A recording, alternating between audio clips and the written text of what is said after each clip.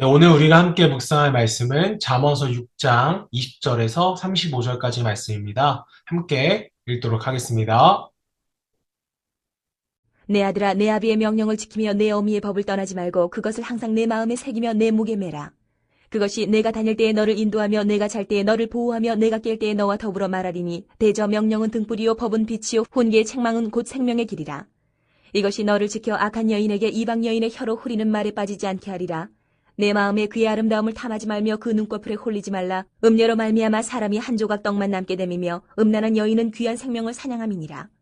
사람이 불을 품에 품고서야 어찌 그의 옷이 타지 아니하겠으며 사람이 숯불을 밟고서야 어찌 그의 발이 되지 아니하겠느냐.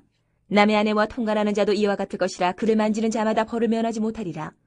도둑이 만일 줄일 때에 배를 채우려고 도둑질하면 사람이 그를 멸시하지는 아니하려니와 들키면 7배를 갚아야 하리니 심지어 자기 집에 있는 것을 다 내주게 되리라. 여인과 간음하는 자는 무지한 자라. 이것을 행하는 자는 자기의 영혼을 망하게 하며 상함과 능욕을 받고 부끄러움을 씻을 수 없게 되나니 남편이 투기로 분노하여 원수 갚는 날에 용서하지 아니하고 어떤 보상도 받지 아니하며 많은 선물을 줄지라도 듣지 아니하리라. 네, 오늘은 잠언 6장 20절에서 35절 말씀을 중심으로 피하라 라는 제목으로 함께 말씀을 묵상하겠습니다. 자, 오늘 본문은 아이들아라고 시작되는 아버지의 교훈 중에 9번째에 해당하는 내용입니다. 자, 본문의 내용을 먼저 구분하자면 20절에서 24절은 명령과 가르침, 그리고 그것을 지키는 사람들에게 주어지는 유익에 대해서 설명을 합니다. 자, 이어서 25절에서 33절까지는 음행하는 여인, 음란한 여인, 그래서 죄를 짓게 하는 악한 여인을 피하라고 우리에게 구체적인 권고를 합니다. 그리고 마지막 34절에서 35절은 그 조언을 듣지 않는 사람에게 주어지는 심판에 대한 경고의 내용으로 구성이 되어 있습니다. 자, 먼저 9번째 교훈도 아버지의 명령을 지키고 어머니의 가르침을 저버리지 말라는 그러한 교훈으로 시작을 합니다. 자, 아버지가 아들에게 주는 훈계의 내용은 언제나 명령과 가르침을 잘 듣고 또 지키라는 내용이라는 것을 우리가 앞선 교훈에서도 많이 보았습니다. 자, 그런데 오늘 본문에서는 아버지의 명령뿐만 아니라 어머니의 가르침에 대한 내용이 포함되어 있어서 이 자식에 대한 훈계와 가르침이 아버지와 어머니 모두에게 주어진 의무라는 사실을 우리에게 보여주고 있습니다. 자, 아버지가 아들에게 명령과 가르침을 주면서 그것을 잘 지키라고 권고하는 장면은요, 잠언서에서는 우리가 낯설지가 않습니다. 잠언 3장에서도 볼 수 있었고요. 7장의 첫 부분에도 내 말을 지키라 라는 권고로 되어 있는 걸 우리가 보았습니다.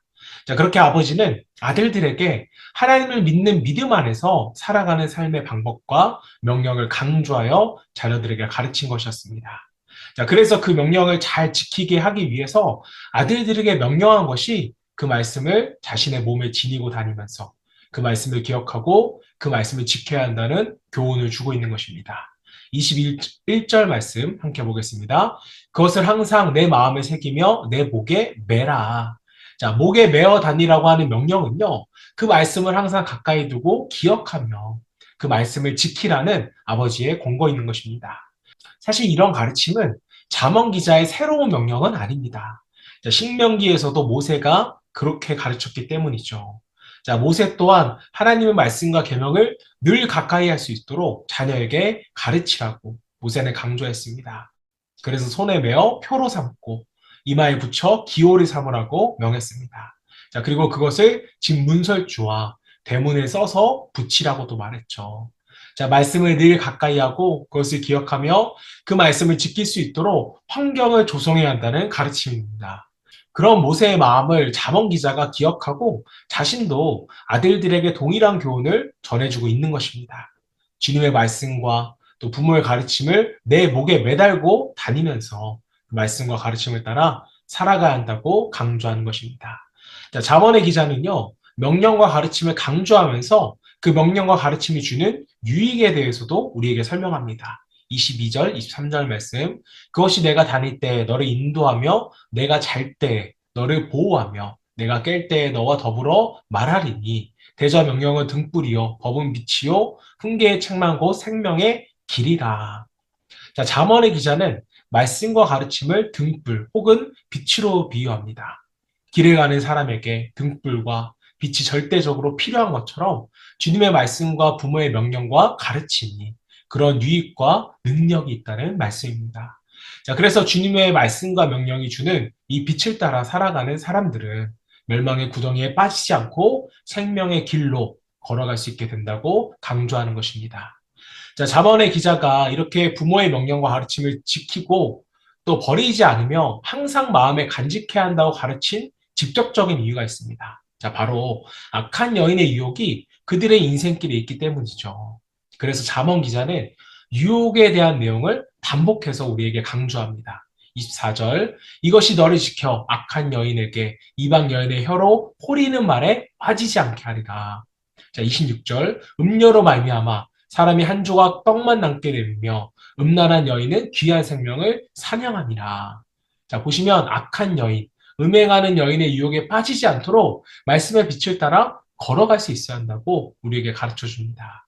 자, 여기 악한 여자 혹은 음행하는 여자 혹은 음란한 여자에 대한 교훈은요, 사실 잠언 2장과 5장에서도 다루었던 내용입니다. 자, 그런데 그 내용을 잠언 기자가 다시 반복하고 있는 것이죠. 자, 왜냐하면 이것이 실제로 가장 강한 유혹이 될 거라는 것을 그가 너무나도 잘 알고 있었기 때문입니다. 자, 그래서 잠언의 기자는요, 그 악한 여인의 유혹이 얼마나 강력한 것인지를 표현하기 위해 불이라고 설명을 합니다. 27절, 28절. 사람이 불을 품에 품고서야 어찌 그의 옷이 타지 아니하겠으며 사람이 숯불을 밟고서야 어찌 그의 발이 되지 아니하겠느냐. 자, 악한 여인에게 넘어가는 일은 마치 불을 끌어안고 살아가는 모습과 같고 또 불에 올라가서 있는 것과 같다는 말씀입니다. 자, 결국은 그 불로 인해 큰 아픔과 상처를 경험하게 되는 것처럼 악한 여인의 유혹에 넘어가는 사람들은 큰 피해를 입고 심지어는 생명까지 잃을 수 있다고 우리에게 가르쳐 주었습니다. 자, 그러므로 하나님이 주시는 지혜로 그 유혹을 피할 수 있어야 한다는 것입니다. 자, 그리고 이어서 잠언의 기자는요, 유혹이 올 때에는 그 죄악의 유혹에 빠졌을 때에 겪게 될 비참한 결과를 기억해야 한다고 우리에게 말씀합니다. 자, 성경은 악한 여인에게 빠지거나 간음하게 되는 사람을 자기 영혼을 망치려 하는 사람이라고 부릅니다. 자, 그 유혹에 빠지는 순간 그 삶이 망가지는 것뿐만 아니라 영원히 망치게 되는 일이라고 우리에게 경고한 것입니다. 자, 사랑하는 여러분, 모든 유혹은 화려하다는 특징이 있습니다. 우리가 맹독성의 뱀이 그 외형이 화려한 것처럼 악한 유혹은요, 모두 외적으로는 화려하다는 특징을 가지고 있습니다. 자, 그러므로 믿음의 사람들은 화려한 외적 성공을 추구하는 대신 말씀과 명령을 지키며, 자, 그래서 유혹에 빠지지 않도록 기도를 해야 하는 것입니다. 자, 저와 여러분 모두가 말씀의 가르침을 따라 생명의 길을 걷는 것이 유혹을 피하는 방법인 것을 알아서 오늘도 주어진 말씀대로 살아갈 수 있는 저와 여러분 되시기를 주님의 이름으로 축원합니다. 이 시간 기도하실 때 하나님, 우리가 음녀의 화려한 유혹에 넘어가지 않을 수 있는 진리의 말씀을 따라 우리가 걷게 하시고 늘 말씀에 의지하는 인생이 되게 해달라고 함께 믿음으로 기도하겠습니다.